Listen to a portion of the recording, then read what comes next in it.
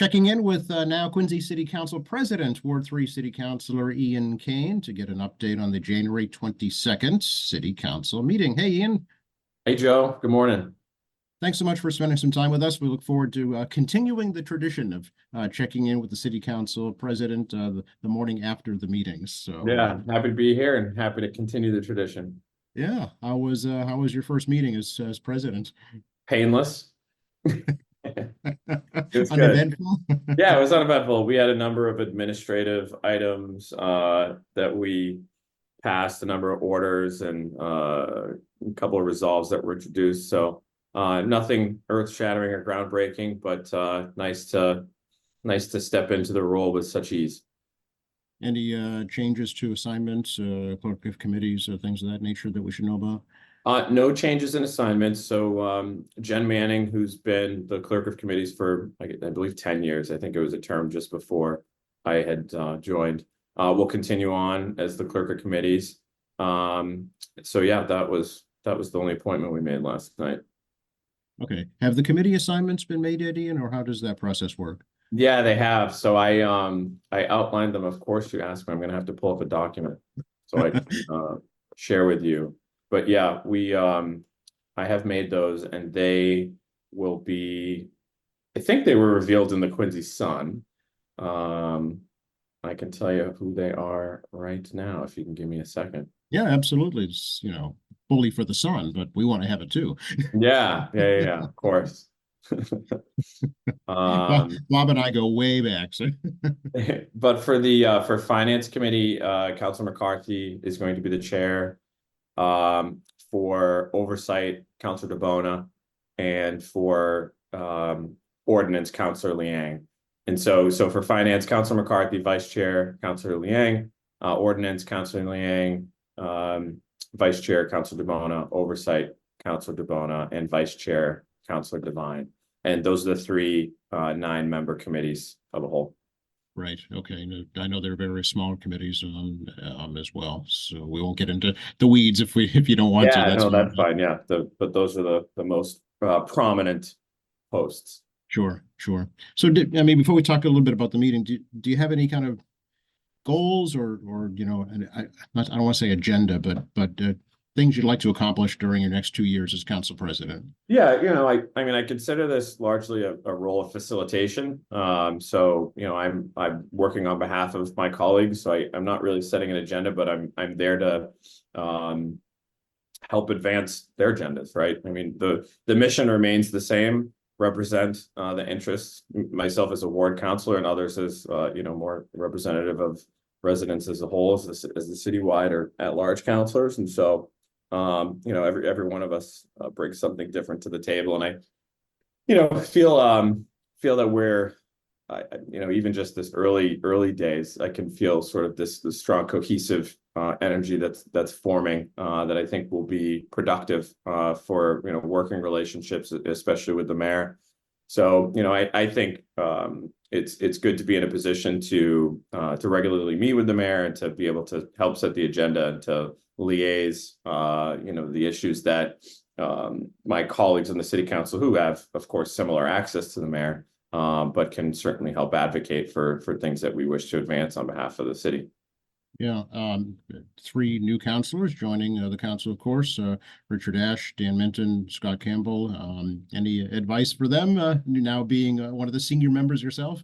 We had a new councilor training, quote unquote, a couple of weeks ago, and we spoke then about sort of how to handle the roles. I think the councilors are they're all familiar with the city and how it operates. They've been involved in various capacities.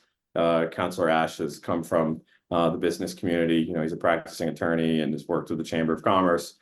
Scott Campbell is no stranger to politics himself, and also I think most recently served in the public housing board, Quincy Housing Authority board. Right. And then Councilor Minton, he's part of the public safety, so working with QPD for many years. So my colleagues are no strangers to how the city operates, and I think that's their unique perspectives and experience will lend great value, and they'll pick up on the nuances. I think there's this level of attribution and accumulation of just sort of getting to know the space just by way of doing it. And so, this was a good last night, I think a good first meeting to get them primed, and I'm sure they're in 5 positions. I don't need to be giving them advice. They're adults.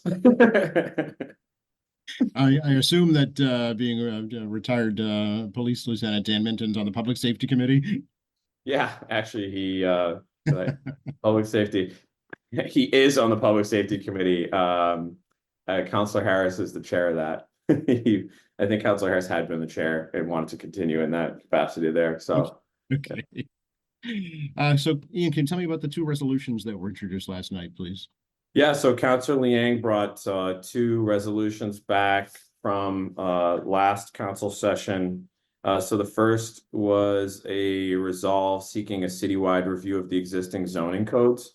So this is, this is something that we had talked about last year, and the order or the resolve passed unanimously. So, there's certainly interest from all of my colleagues to explore, especially as the city continues to go through more real estate development in different sectors, and making sure that we are adequately putting or allowing for that development to take place in places that are not only preferable for residents, that have lived here for a very long time and don't want to necessarily see their quality of life change, but preferable for those developers that seek to add, components to the city and how it can fit well. So, and there's a tax component, I think, to this too. I think Councilor Liang has been strident in trying to figure out how we can reduce the residential tax burden. And, I think that's going to be a complicated equation as well. But, this is certainly a worthwhile effort. And again, this is just a resolve. So it's an expression of interest to the various departments who were suggested. So that's the mayor's office and planning department, the planning board, inspectional services, and what have you, so that we can start to look at a more comprehensive reevaluation of zoning code. Yeah, have you had any response from the administration with regards to this? Do you think there'll be any additional funding required to do it, or bringing in outside consultants, things of that nature? I would assume that this would require some outside funding. I have not communicated, I haven't heard anything about this, but my assumption would be that this would require a third party to do some sort of study and then provide a recommendation, to the city and to these various groups and to the city council on what we could potentially do. Sure. Okay. And then kind of a similar zoning issue, if you will, adopting the state's specialized stretch code, and it has nothing to do with calisthenics. No, it has nothing to do with calisthenics. But apparently this is around energy, code for energy efficient buildings. So I guess this is more around compliance. And we had adopted a stretch code in 2010.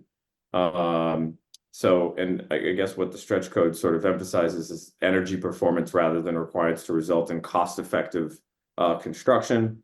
And it's tied into a whole number of different state and municipal acts that have been adopted over the years, I guess since 2008, starting with the Green Community Act, and most recently as 2021 around the Climate Act, which required development of a new municipal opt-in specialized energy code known as the specialized code. So there could be, for people to, I guess, opt into this stretch code as they make as new construction, or sort of there's augmentations of their residential commercial properties. There's a potential for cost savings. So again, this is just a recommendation to various departments, including the mayor's office and the planning department, and inspectional services, et cetera, to look into these benefits of adopting the stretch code to the city. Okay, did the resolve pass? It did. It unanimously passed. And I think, smartly, my colleagues recognize that this could also be a potential, there could also be negative effects to implementing this for residents if they are forced to put up money to make these energy efficient, requirements to their dwellings or to their commercial properties. So, but of course, worthy of exploration. And that's the whole point of this resolve. Sure. Okay, very good. A couple of orders, I guess we should talk about from the mayor's office regarding the conveyance of the property at McGrath Highway. So we voted an order, so basically enabling the mayor to sign off on the disposition or sale of this property at 6 to 10 McGrath Highway, which is the building adjacent to the north to the Quincy City Courthouse. And this was a building that was acquired by the city at the end of 2022 for $1.8 million. And I think at the time the mayor had intended to operate that building for meetings for people with substance use disorder and the like, as another community property. However, the state has come in and said, we're going to use that property when we decide to rehabilitate or to reconstruct the courthouse.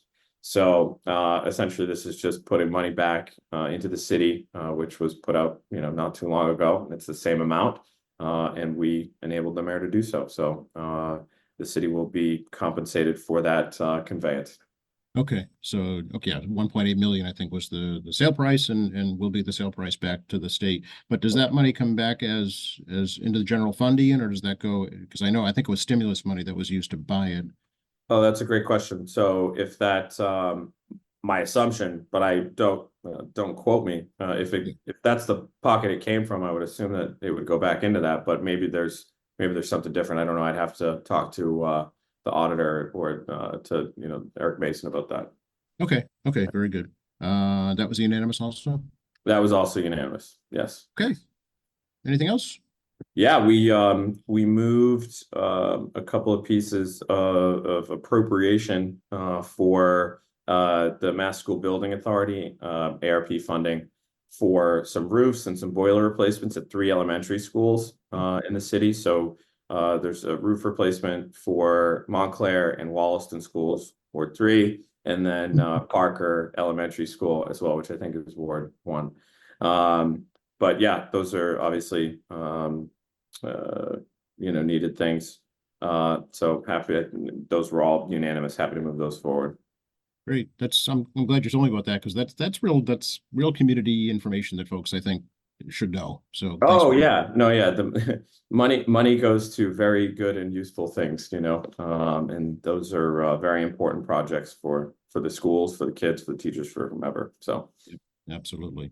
Next council meeting is when? February 5th, 6:30, Monday, February 5th at 6:30. Okay, very good. Maybe we can check in on the 6th if that's okay. Yeah, that sounds good. We'll see you same time, same channel. Okay. Good to talk to you and appreciate it. Hopefully we can get you here in studio pretty soon too. Yeah, we will. Thanks, Joe. All right, take care. Bye-bye.